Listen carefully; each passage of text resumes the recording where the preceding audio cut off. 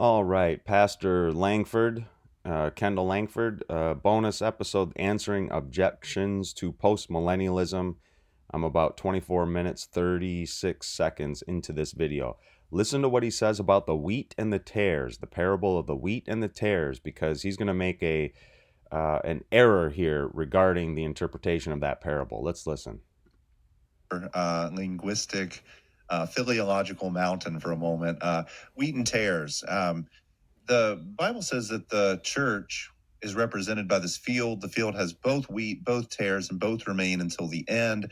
If that's true, and the wheat represents the Christians and the tares represent the reprobate, how is it that postmillennialism says that the world will end with a field filled with wheat? We actually answered this before. Okay, I'm going to pause there for a moment and let's go back. The field, he says, represents the church. That is the error.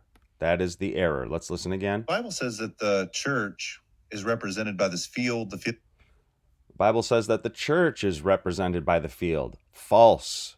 That is false. Let's go to the parable.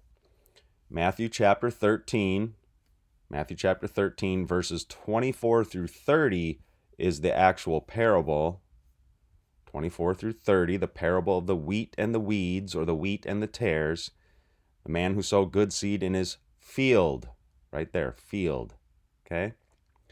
But if we notice in the explanation of the parable, which is verses 36 through 43, they say, the disciples come to Jesus and say, explain to us the parable of the weeds of the field. And Jesus answers and says, the one who sows the good seed is the Son of Man. The field is what? The church? No, the field is the world, not the church. The good seed are the sons of the kingdom. The good seed is the church. The weeds are the sons of the evil one, that is not the church. Enemies who sowed them is the devil. The harvest is the end of the age. The reapers are the angels. Okay, so the field is the world, not the church. Okay, that is a fallacious interpretation. I think Augustine made that interpretation. It's a false one.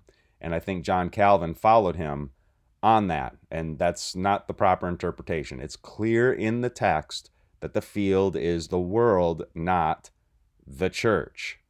Okay? Just wanted to make that correction.